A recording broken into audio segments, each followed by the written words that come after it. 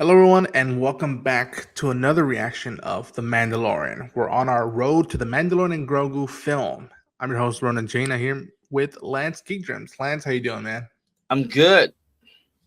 So we finished the first three episodes of the first season of the show, and now Mando and Grogu have met. They've gone through an adventure.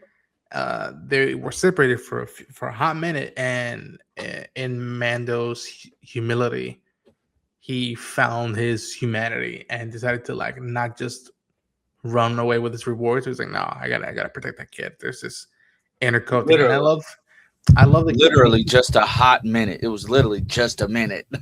yeah, but still, like within that minute, you felt the guilt in him, and something I hope you keep a track of is like they keep showing us back his flashbacks of him Yeah, as a kid when he was like when his town, his family was ambushed, and at some point he's left alone to survive to give him safety, and then it cuts to right before we see what happens next in his life. So, uh, is there anything you're looking forward in this episode you want to see now that we've seen them escape that planet together from Mando and Grogu?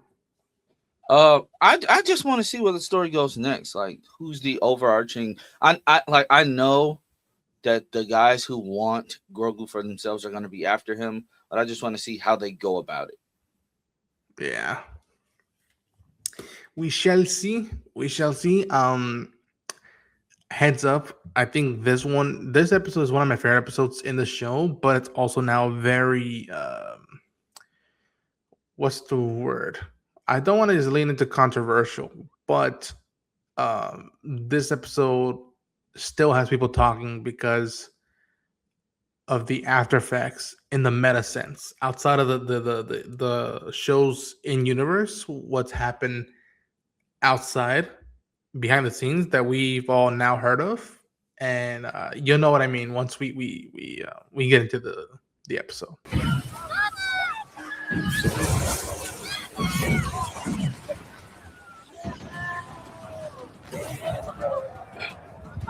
Run, girl.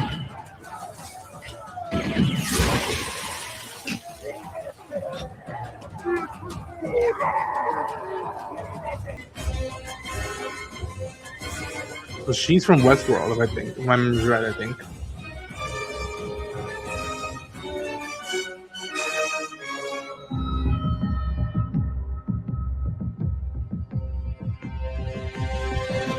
There was so much unnecessary carnage.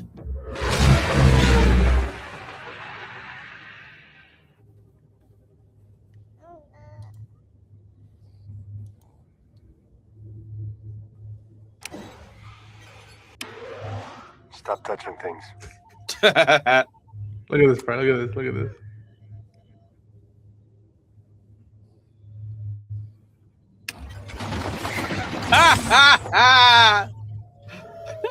He did it anyway.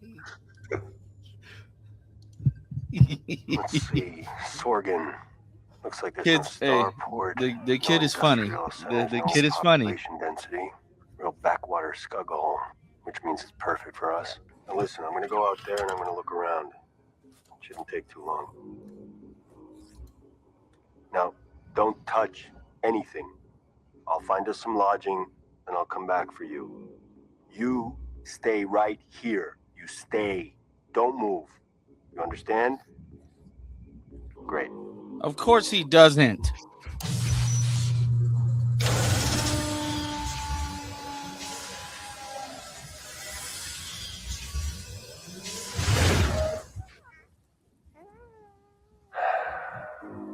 What the hell? Come on.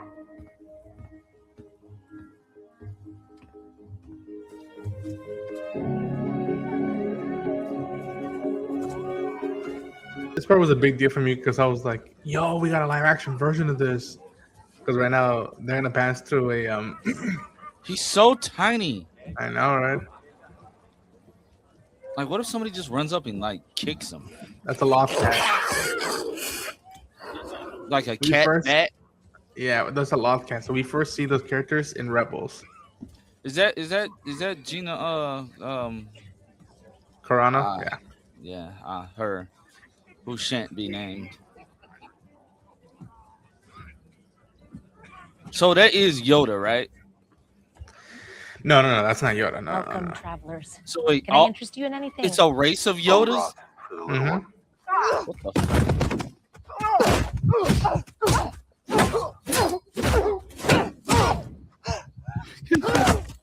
What the fuck? Like, she's a fighter. We'll use that. I'm sorry, but that was random as hell. And she is whooping his ass right now.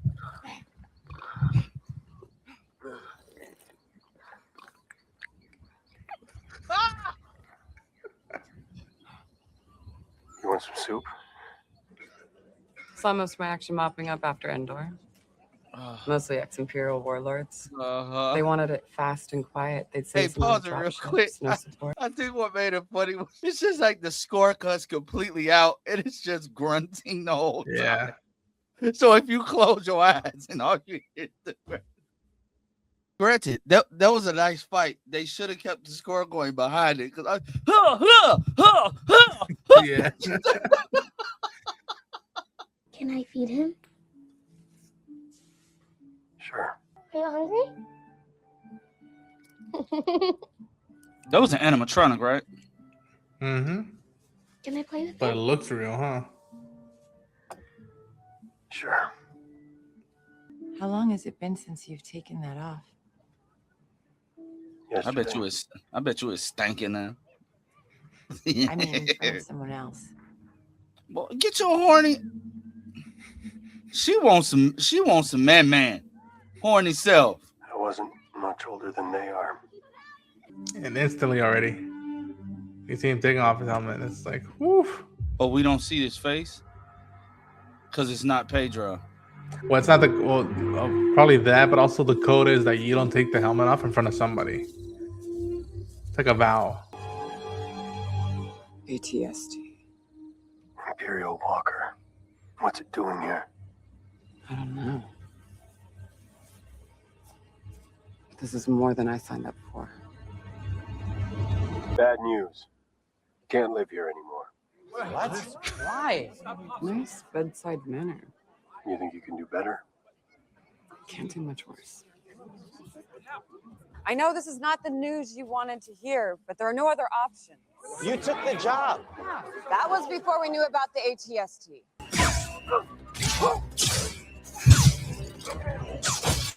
Shoot him in the face. Come on, I'll cover you.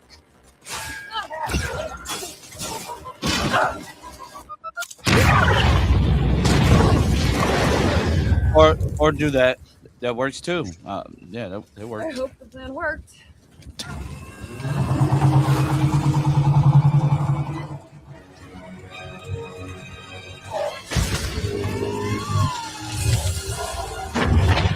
Go. Go!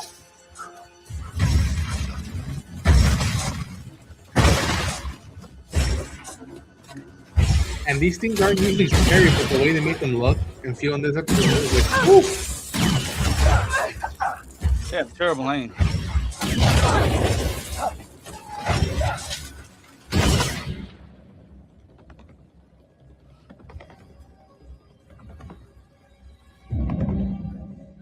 It's okay. I'll cover you.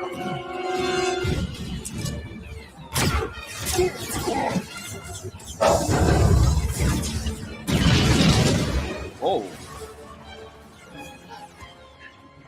Come on, you got this. Come to mama. He's very happy here. He is. Fits right in. leave him there. So what happens if you take that thing off? They come after you and kill you? No. You just can't ever put it back on again. That's it? So you can slip off the helmet and settle down with that beautiful young widow and raise your kid sitting here sipping spotchka?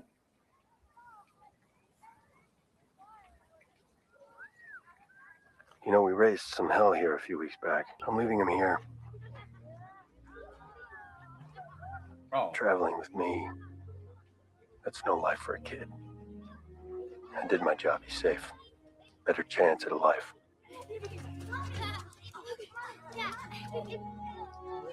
It's gonna break his little heart. He'll get over it. I mean, he's not wrong, but like, they've been through a lot.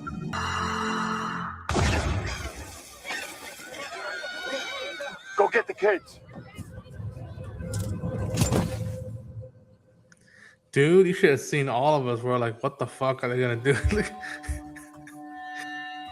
Well, you know what this means. He's being tracked. Who's he tracking? The kid. No, dog. They're tracking you. They're tracking you, not just the kid. They're tracking you. Yes.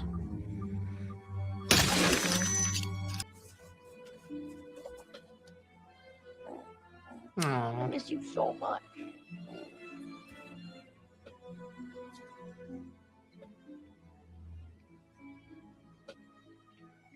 Thank you. How are you attracted to somebody whose face you can't even see? Because she knows that Latino voice in them. She knows. She's just like, oh, a brown man sold. She knows.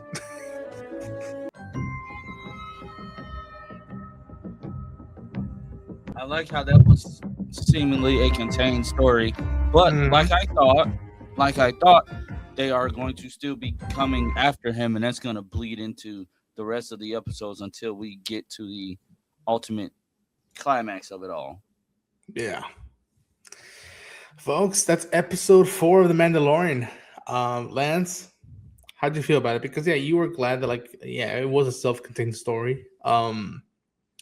Let's see, my notes I have here. So initially, you won't believe this, but initially, a lot of people weren't big fans of this episode. Why? Because they thought it was slow. That it was like all right, they're just going into town, whatnot. But again, I think in some regard, I don't agree with them, but I understand because they were all like, "Oh, the high of the last episode, so good." But I'm like, but you need stuff like this to not even just cushion, but just stand on its own. Like this is a simple beginning, middle, end story. Yeah, and then you could have the arcs one out, which I appreciated that a show like this does. It's like, all right, maybe the middle part is like standalone stories, and then the beginning part and the latter half are arcs. And instead of just dragging one story, and it is one story across 8 episodes, but like you could watch 3 episodes, and if that's all you've seen, that's good enough material for you to watch. But initially, a lot of people weren't crazy about this episode. I liked it a lot because I'm a big Seven Samurai guy, and like this is very samurai western aesthetic out the wazoo. But also, like I said ahead of time, this introduces one of Star Wars' newest characters called Cara Dune, played by Gina Carano. By now, again, it's a unique circumstance that you're watching it because by now we'd already heard the Gina Carano nonsense. She's no longer playing the character, but at the time, this was a revolutionary thing because was she recast? No, but you could tell like this is a new female character in Star Wars universe. She's not of royalty. She's not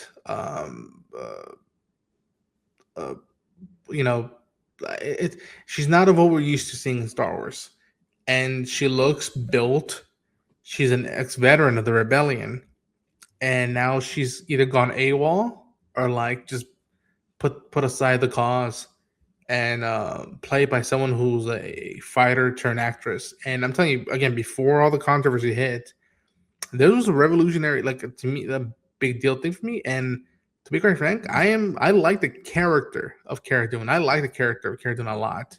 But again, you're not watching it like I did, and you know a lot of the context outside of it. How did you feel about this episode and the introduction of Cara Dune?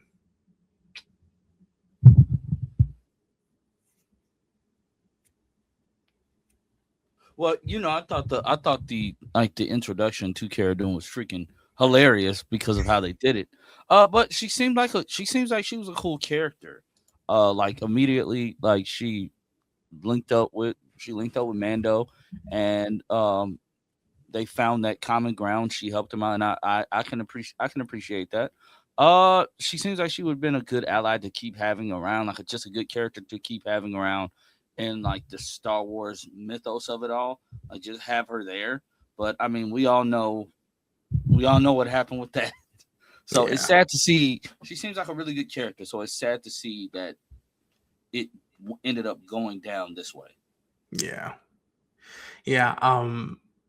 I love that, especially, and again, this is why I love this episode so much, as much as I did the last one or even the first one, is that like after the big high of episode 3, a story like this about a dude and essentially adopting a kid, trying to lay low and making his way to this very forest-esque planet and finding lodging, in my opinion, having a connection with one of the local ladies, and immediately knowing that, like, okay, this is a peaceful place that he can like reside, but it's not gonna come easily. You gotta fight for it, and he is a warrior, and he's gotta defend that. How did you feel about them teaching the whole town now? Be like, because again, if they wanted to, I could have spent 2 more episodes in this. This area. I love those type of moments where you have somebody protecting the town, but the town is like, no, we want to help. We don't want to leave. We want to protect what's ours. You get a lot of those moments in like Marvel and DC shows, so it's cool to see that here. I like those type of moments. I thought that was really cool because they stood their ground, and I can always appreciate that. Even though you may seem less powerful, you gotta do what's right, and that town was willing to do what was right. So I can appreciate that. Yeah, and this episode also introduced a character known as Omera, played by Julia Jones. Now, Julia Jones, she's known for Westworld. I think she was one of the ancestors of Echo in the Echo Spotlight series. That's why she looked familiar. Yeah. Okay. It was cool seeing that, but again, 2 new female characters in Star Wars perspectives. One already a mom, I'm assuming a widow, or just probably her ex beat up dude left her there alone. That like trying to, in essence, almost being like the town leader and an ex vet of the rebellion. I love the perspective that we got of the female perspective in the universe. And this was also the first episode directed by Bryce Dallas Howard, who we all know as an actress. She played Gwen Stacy in the Raimi Spider-Man movies. I think she had done some short films, but this was her first big thing directing wise. And I love what she did with the action, and I love what she did with the character stuff.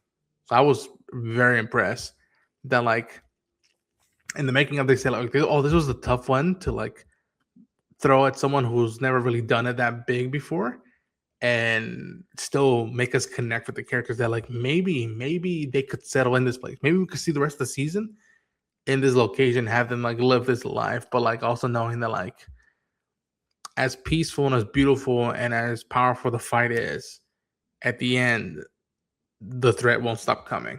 And I love that illusion. I don't know how people would have felt without that element.